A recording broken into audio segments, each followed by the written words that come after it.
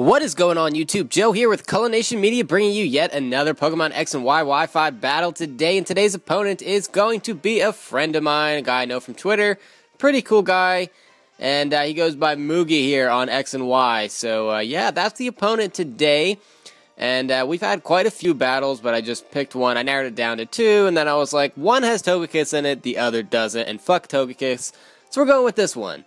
And yeah, I feel like I battle him every other day though. Yeah, we have matches all the time. But anyway, moving on, looking at his team here, it looks like Heracross is going to be his Mega Evolution if he's going to have one at all. Because none of his other Pokemon can Mega Evolve at all. And on my side, Scizor is going to be my Mega Evolution. I've also got Slowbro and Florges for walls. Galvantula is my Sticky Web setter. And then I've got a Specs Typhlosion. And then my Moxie Mence Cassador, who wrecks lives. And yeah, so let's just get right on into this, because yeah, why not, right? So Moogie's issuing a challenge. He's going to start off with his Gliscor, haha, so funny. And I'm going to lead off with my Cassador and try to punch some holes in this team right from the beginning. So I'm going to go for a Dragon Dance here to start things off. And I figured he would try to go for a Toxic, and that is fine with me because I'm carrying the Lumberry. And, you know, there's always a chance that Toxic could miss, too. So, and, yeah, I actually rather be Toxic than Burn. So if he wants to Toxic me, that's fine. So I'm going to go for the Dragon Claw, and it does do more than 50%. He's going to go for the Toxic again, and I'm noticing that he doesn't have the Toxic Orb on this Gliscor, so he's not Poison Heal, or he is, and he just doesn't have a Toxic Orb. It's very unusual. But nonetheless, he's going to go for the Protect here, and I figured that'd be coming, so I just went for another Dragon Dance, and, you know, that can't hurt to have, you know, an extra +1 speed, +1 attack. And he's, you know, just trying to get damage and try to keep Gliscor alive. He's actually going to go for the double Protect here, and he's going to get it, unfortunately. This time I did go for the Dragon Claw. I did not think he was going to go for 2 Protects in a row. Most people don't, but he went for it. He got it, so you know what? Good for you. He's going to go for another Protect, the triple Protect, and he's not going to get lucky that time. So Dragon Claw is going to take him out, and there goes his physical wall. And yeah, I'm going to get that Moxie boost. So I'm at +3 attack, +2 speed, and he's going to need something to come in that can stall me out here. He looks like it's about 2 turns worth of stall, or 1 if he can hit me with something. So he's going to bring in Porygon 2. I'm going to outspeed that, obviously, go for the Dragon Claw, and yeah, that does over 50%, but not by much. It looks like just about 60%. He's carrying the Ice Beam, so he can just finish me off. And there's not a whole lot I could do about that. Switching out wouldn't have really done too much at that point, so especially after I had accumulated all of those boosts. So I'm going to bring in Galvantula now, and he's going to send out his Not Today. Remember, he's carrying that Espeon, and it turns out to be a gorgeous, shiny green Espeon. And yeah, I went for the Thunder on the switch, predicting the Espeon to come in, and of course it misses. 92% accuracy with the Compound Eyes, and it misses. So now he's going to switch out. And this time I went for the Bug Buzz. I figured he'd start putting up screens, stuff like that, but he ends up going into his DD, his shiny Dragonite. And all that really did was break his multi-scale, but not by much with the Volt, not Volt. I was watching the Volt switch happen, and then just, I don't know. It broke his multi-scale, but not by much. Then I went for the Volt switch, is what I meant to say. So we're going to bring in Ivy here, and I was hoping he was going to go for Outrage or Dragon Claw or something. He's just going to go for the Dragon Dance and, you know, boost his attack, boost his speed, and this Dragonite is very dangerous. You know, I've had a couple of matches against it, and it's done a number on quite a few of my teams, so I know how important it is to get rid of this thing. So he's going to go for the Extreme Speed there, and I figured he actually might switch to try to save this thing. But he stays in, you know, goes for the Extreme Speed. It does more than 50% to Florges, but, you know, it's not enough to kill, obviously, and Moonblast is enough to kill. It's going to be super effective, so down goes the Dragonite. In comes the Porygon 2 again, and if I can get rid of this thing, I'll be in really good shape because I don't think he has any other walls. So I'm going to go right for the Toxic here. I figured he's going to, you know, start trying to recover his health. all of that annoying stuff that Porygon 2 normally does. He does go for the recover. And, you know, Moonblast really isn't going to do that much, so there's no point in me trying to just get damage on it that way, especially when he's spamming recover. The easiest thing for me to do is to go for that Moonblast. So now that we have the Toxic off, this thing's going to be a lot easier to take down now. And the best thing for me to do at this point, I figured, would be to go for a Wish. I know he can't do a lot of damage to me, so he's going to go for the Toxic. And that's fine because I am carrying Aromatherapy, so he can do any kind of status moves that he wants, and it's not really going to matter.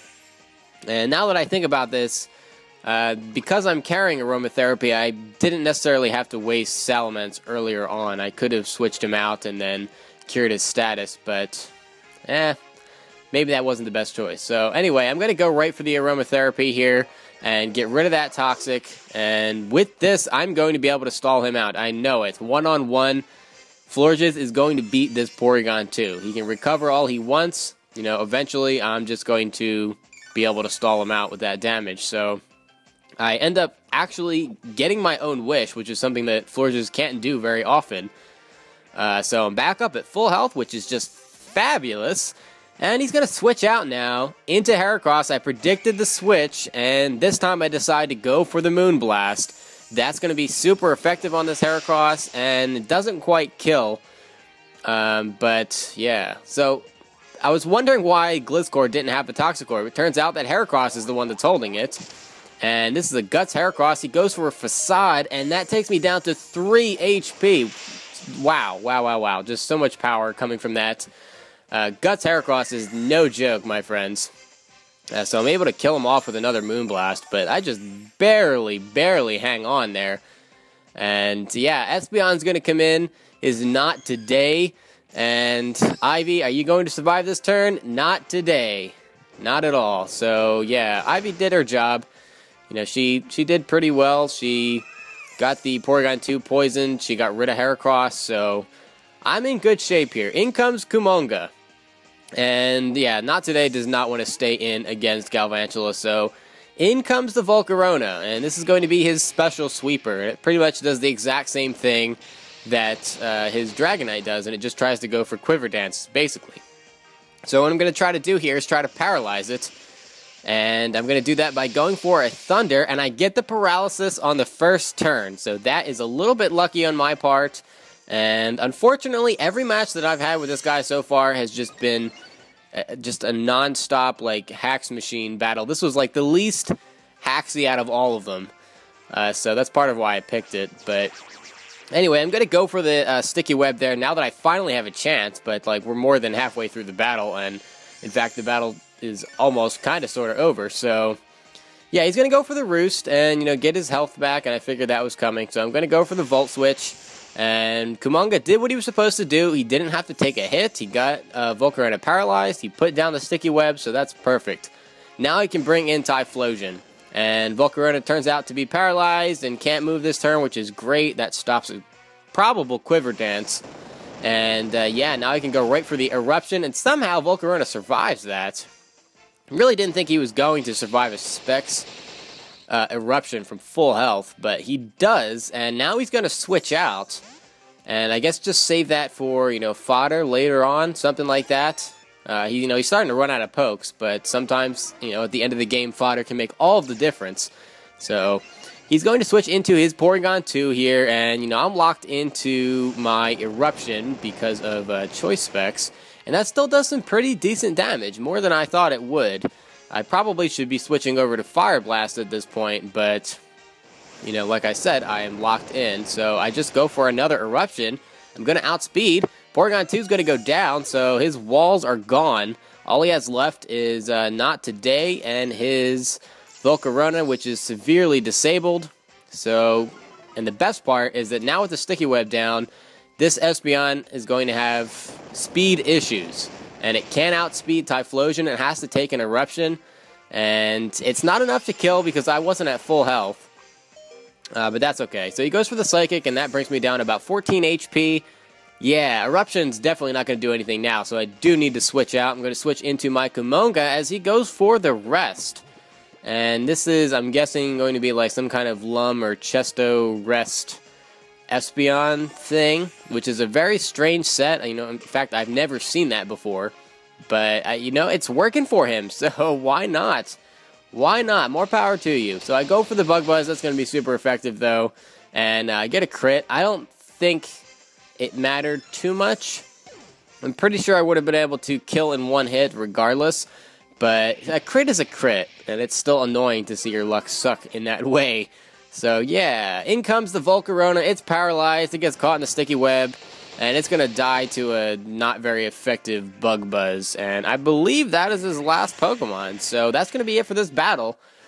And I don't even think Scizor or Slowbro got into this battle. Salamence died. Florges died. Typhlosion almost died. So I guess it was a 4-0, but barely a 4-0.